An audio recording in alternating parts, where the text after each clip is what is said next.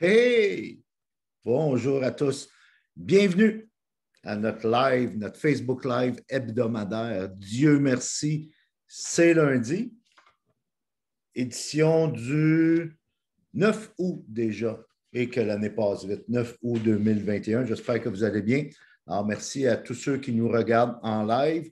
Alors, si vous voulez faire un petit commentaire, juste qu'on puisse savoir qui est là en live, qui est là peut-être en replay, hashtag live pour ceux qui sont live en direct avec nous, hashtag replay pour ceux qui seront en rattrapage et qui iront nous regarder, visionner l'épisode un peu plus tard dans la journée ou dans la semaine. Alors, aujourd'hui, ce que j'avais le goût de faire, j'avais le goût de vous présenter quelqu'un. Quelqu'un qui a grandement influencé ma vie, et vous allez voir pourquoi. Alors, je vous présente cette dame. Ce n'est pas la première fois que je la présente, je peux vous dire. Et à toutes les fois que je la présente en formation, en entreprise, quand je suis en présentiel avec des gens, les gens souvent ne savent pas qui elle est, puis vous allez comprendre pourquoi. Vous ne savez peut-être pas vous non plus qui est cette dame. Pourtant, cette dame-là, son nom, Osceola McCarthy. Non, ce n'est pas Rosa Sparks. Osceola McCarthy est venue au monde en 1908, décédée à l'âge de 91 ans en 1999, et elle a eu une existence très modeste. Pourtant, elle a reçu de nombreux doctorats honorifiques. Le fameux doctorat honoris causa qu'elle a reçu de 3 universités. Elle a aussi été honorée. Elle a reçu la médaille présidentielle de nul autre qu'à l'époque où il était président des États-Unis, Bill Clinton. Là, vous vous demandez peut-être, OK, elle a fait quoi cette dame-là pour recevoir tous ces honneurs-là? Elle a même été reçue par Oprah, imaginez, puis même qu'une année, il y a peut-être une vingtaine d'années, au fameux gala télévisé, les Grammy Awards, Aretha Franklin, Alicia Keys, puis un paquet d'artistes ont chanté, ouvert le show et chanté une chanson en son honneur. Osceola McCarthy. Je vous ai dit, existence très modeste, pas de mari, pas d'enfant, vieille, ce qu'on pourrait appeler en bon québécois, vieille fille. Tout ce qu'elle faisait à la semaine longue, c'est que pour pouvoir gagner sa vie et manger, ben, elle allait à la buanderie de son village et elle faisait la lessive pour les gens qui étaient trop pressés. Tu sais, les célibataires ou les représentants sur la route là, qui laissaient leur poche de linge le matin avant d'aller travailler. Et en fin de journée, repassait à la buanderie, puis elle avait tout fait le lavage, bien plié, puis elle remettait la poche de linge à ses clients. Pendant des années, pendant des décennies, elle a fait ça. Alors, ce qu'elle faisait, c'est que au début, dans les premiers moments de sa vie, les 10 sous, les 15 sous, les 25 sous, les dollars, les 2 dollars, et ainsi de suite. Après avoir payé, elle était très croyante et une femme de foi. Alors, après avoir payé ce qu'on appelle la dîme, le 10% à son église, après avoir évidemment subvenu à ses besoins, tout le reste, a déposé ça à la banque systématiquement. À un moment donné, après plusieurs décennies, parce qu'oubliez pas, la dame est décédée à l'âge de 90 ans, les employés de la banque, évidemment, dans sa petite localité, la connaissaient. Alors, le gérant de la banque l'a pris à part et lui a demandé au CEOLA, toutes ces années-là que tu as été une cliente fidèle avec nous à la banque puis que tu as accumulé toutes tes économies, as-tu idée de combien tu as amassé? Elle a dit non, ça m'importe peu, là, je n'ai pas compté. Elle dit, oh là, tu as ramassé tout près de, je ne me souviens pas le montant, là, c'était 400 quelques mille dollars qu'elle avait amassé comme fortune. Je dis, OK. Là, le gérant de la banque, il dit, Osceola, y a-tu quelque chose? Respectueusement, il voyait bien qu'elle avançait vers la fin de ses jours. Quelque chose que tu aimerais faire avec ça? As-tu prévu, as-tu un testament ou qu'est-ce que tu vas faire avec cette fortune-là? Ben, elle dit, Alors là, ce que le gérant de la banque a fait pour l'aider dans sa réflexion, c'est qu'il a mis 10 pièces de monnaie devant elle sur le comptoir. Elle a dit OK. Elle a tassé une pièce de monnaie. Elle a dit ça, c'est pour mon église. Elle a tassé 2 autres pièces de monnaie.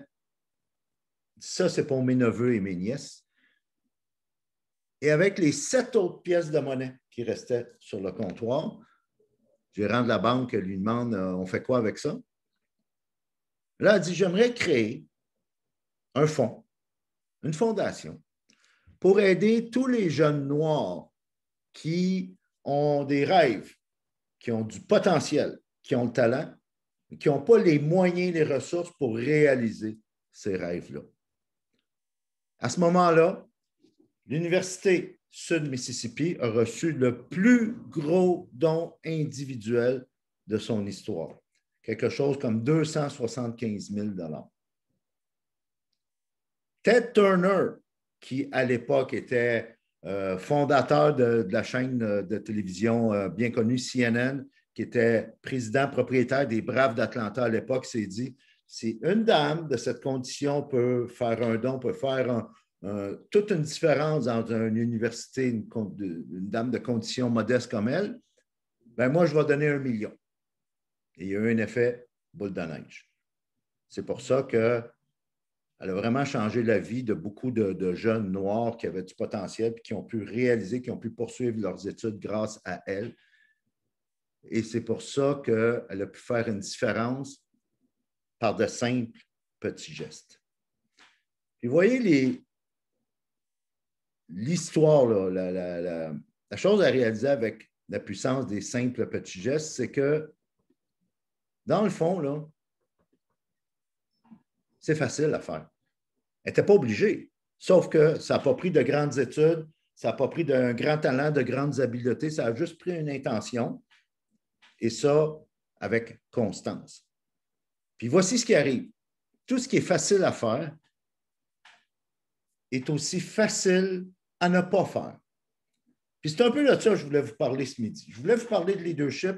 Dans les dernières semaines, dans les derniers shows, on a beaucoup parlé de communication, puis on va encore parler souvent de communication dans les prochaines semaines. D'ailleurs, je vous invite à m'envoyer vos questions. Challengez-moi, j'aime ça. J'aime ça être mis au défi. J'aime ça pouvoir moi aussi agrandir ma zone de confort. Ce midi, toutefois, je voulais vous parler beaucoup plus de la puissance des petits gestes en lien avec le leadership. Parce que trop souvent, que ce soit dans le monde de l'entrepreneuriat, dans le monde des affaires, lorsqu'on démarre un projet d'affaires, de business, tout ça, on attend tout le temps les grands moments. On attend tout le temps les grands accomplissements. On attend tout le temps là, la grosse épiphanie qui va nous tomber du ciel pour qu'enfin on puisse commencer à mettre de l'avant nos projets. Ça a été une leçon pour moi. Puis quand j'ai vu cette dame-là faire ça, un passionné de leadership comme moi a appris une leçon que, dans le fond, premièrement, le leadership, c'est une question de volonté, c'est une question d'attitude, c'est une question de vouloir faire une différence.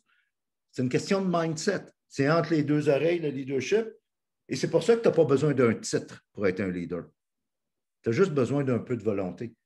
Et tu peux être un leader sans égard au titre chaque jour de ta vie par de simples petits gestes qui sont faciles à faire et aussi faciles à ne pas faire. Parce que la vie est une série de moments. Puis ces moments-là, ils sont devant toi souvent, sans t'en rendre compte, pratiquement chaque jour. On les voit passer parce qu'on ne réalise pas l'importance de chaque journée. Puis quand tu commences à réaliser l'importance de chaque journée, bien, tu les vois ces moments-là, puis c'est dans ces moments-là, sans rien faire d'extraordinaire, que tu peux faire une différence dans la vie des gens. Puis c'est ça, le leadership. C'est ça, être un leader. En printemps 2014, dans un Pizza Hut, 15 minutes avant la fermeture, une dame se présente au comptoir pour apporter. Et cette dame-là, chaque soir, pendant plusieurs mois, elle allait visiter son mari qui est en phase terminale, qui souffrait d'un cancer terminal, il était à ses derniers minutes. Puis elle s'était dit, elle sentait que ce soir-là, que c'était fort probablement son dernier soir, sa dernière nuit, et elle a voulu offrir à son mari son mets préféré, qui était un sandwich, un meatball sandwich boulette de viande. Puis tout ce qu'elle avait sur son chemin en se rendant à l'hôpital, c'est un Pizza Hut. Alors, elle se présente au Pizza Hut, comptoir pour apporter. Le commis vient la voir, puis n'oubliez pas, là, si vous connaissez un petit peu la dynamique des commerces de détail, là, 15 minutes avant la fermeture. Elle explique sa situation au commis. Puis voyez-vous, au Pizza Hut, en tout cas, à cette époque-là, le sandwich boulette de viande, le meatball sandwich, n'est pas sur le menu. Sauf que le commis dit à la dame, bougez pas, ça va à l'arrière, prends 2 pains à l'ail qui n'avaient pas servi, mets un genre de sauce spaghetti, là, sauce tomate sur les 2 pains à l'ail, rajoute du fromage, fais graffiner ça, gratiner ça au four pendant X nombre de minutes, enveloppe ça, papier d'aluminium, retourne voir la dame, il lui dit donnez-moi 5 $, ça va faire. Puis, étant donné que ce n'était même pas sur le menu, doit ouvrir le tiroir caisse par-dessous manuellement. Elle lui donne 5 $, elle s'en va avec le sandwich. Le lendemain, la dame appelle au restaurant, demande à parler au gérant. Elle explique la situation, l'anecdote, qu'est-ce qui s'est passé, en apprenant au gérant que, comme elle le craignait, malheureusement, le mari est décédé pendant la nuit. Sauf qu'elle témoigne au gérant que juste avant de décéder, il a avoué à son épouse qu'il venait de manger le meilleur sandwich boulette de viande de sa vie. J'ai fait une petite recherche. Puis à l'époque, là, quand j'avais fait la recherche, il y a 12 000 environ succursales, restaurants, Pizza Hut à travers la planète. 6 000 en Amérique du Nord et à peu près 6 000 dans le reste du monde. Puis je suis profondément convaincu que dans les 11 999 autres Pizza Hut, le commis, de façon légitime, avec toutes les bonnes raisons du monde, aurait dit « Désolé, madame, ce n'est pas sur le menu. » Bien, c'est ça le leadership. Puis c'est ce qui prouve que tu n'as pas besoin d'un titre pour être un leader. Puis c'est ce qui prouve que faire une différence, c'est facile à faire et c'est aussi facile à ne pas faire. Un autre exemple. Je vous présente Joshi la girafe. Joshi la girafe est le toutou préféré du fils d'un dénommé Chris Hearn, qui est un représentant marketing aux États-Unis. Chris est dans un Ritz-Carlton en Floride avec sa famille. Et évidemment, le fils de Chris traîne son petit toutou préféré à l'hôtel. Voici ce qui arrive toutefois. C'est que lorsque les vacances au Ritz de Floride se terminent, toute la famille Hearn retourne à la maison et en revenant à la maison, le drame, fiston s'aperçoit qu'il a oublié sa girafe. Évidemment, dans tous les hôtels, il y a le fameux département des objets perdus, le Lost and Found, téléphone à l'hôtel et chaque préposé, en fait, chaque administration d'un Ritz-Carlton a un budget discrétionnaire laissé à leur discrétion pour justement satisfaire, pour faire le 1000 extra, le petit quelque chose de plus pour satisfaire les clients. Alors, voici ce qui arrive. Ils ont retrouvé le toutou. La girafe, elle a été retrouvée ensevelie, entourée de draps sales dans la chambre d'hôtel. Alors, la bonne nouvelle, c'est qu'ils ont retrouvé la girafe. La particularité de cette histoire-là, c'est que le papa en question, Chris, avait compté ce qu'on appelle une petite menterie blanche à son fiston. Pour dédramatiser la situation, si on veut, il avait dit à son fiston que Joshi, la girafe, avait encore besoin de vacances et continuait, était resté à l'hôtel pour se reposer et qui reviendrait plus tard de ses vacances prolongées. Alors, Chris a expliqué ça au personnel au service à la clientèle du Ritz. Les employés du service à la clientèle du Ritz ont dit « Pas de problème, monsieur, on s'arrange avec ça. On va justement payer des petites vacances à Joshi la girafe. » Alors, pendant quelques jours, Joshi la girafe a eu le privilège de pouvoir se faire bronzer, se faire masser, fait un peu de social avec ses amis, s'est même promené en carte de golf sur le resort. Et pour pouvoir payer toutes ces vacances-là, ben, Joshi la girafe a dû faire un peu de sécurité afin de payer ses frais d'hôtel, si on veut. Et on a même fait un badge d'employé à Joshi la girafe. Il a travaillé à la prévention des pertes pendant quelque temps. Facile à faire, facile à ne pas faire. Et encore une preuve que souvent, le succès, c'est une question de petits gestes.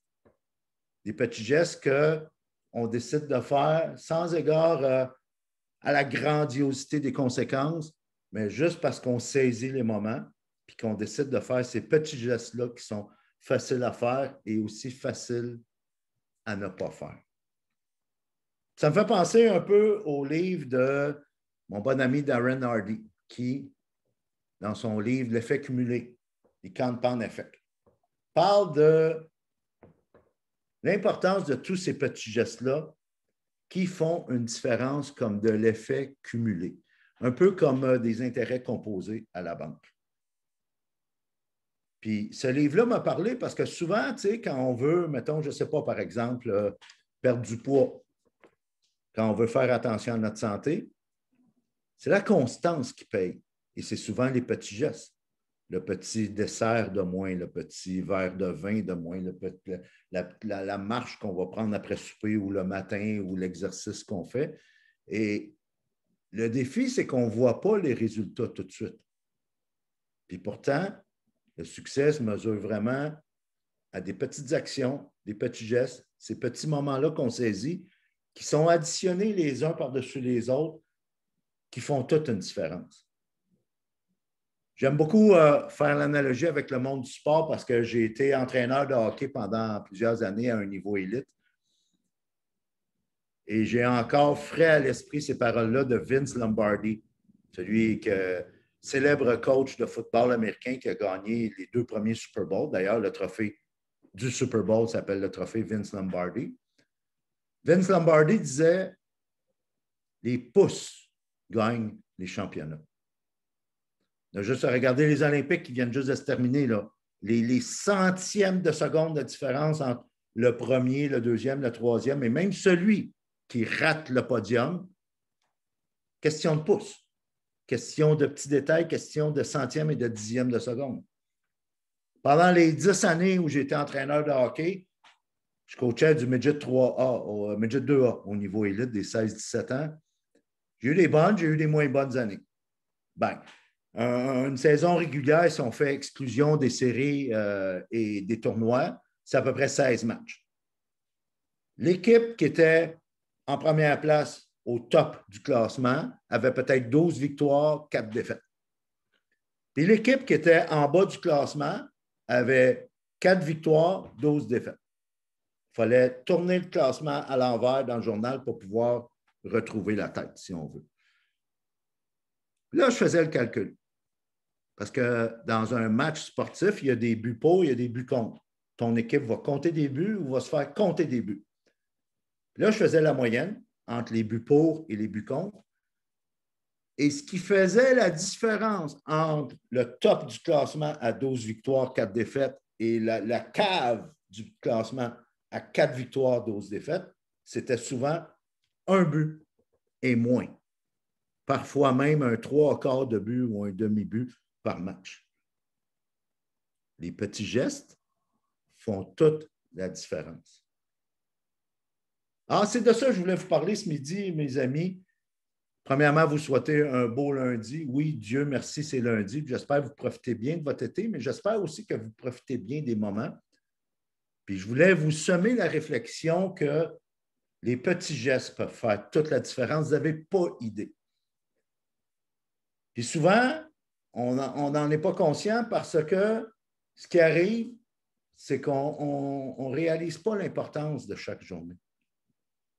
Alors, avant de terminer, je veux relancer l'invitation. Envoyez-moi vos questions pour les prochains lives, pour les prochains épisodes de Dieu merci, c'est lundi, que ce soit des questions en lien avec la communication, le leadership, le mindset, l'entrepreneuriat, peu importe. Mettez-moi au défi. Je vous l'ai dit tantôt, j'aime ça, être challengé. Ça va me faire plaisir.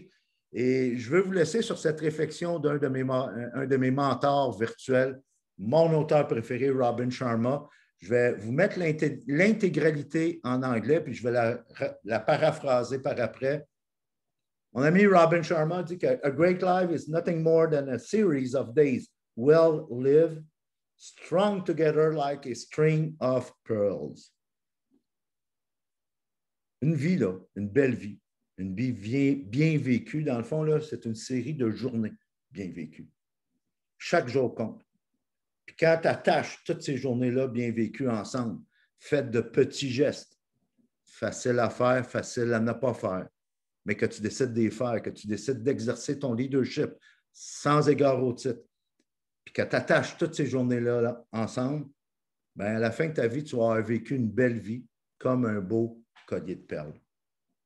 Puis ça, bien, tu peux faire ça même le lundi. Alors, je vous laisse là-dessus, les amis. Bon lundi, bonne semaine et au plaisir de se revoir bientôt.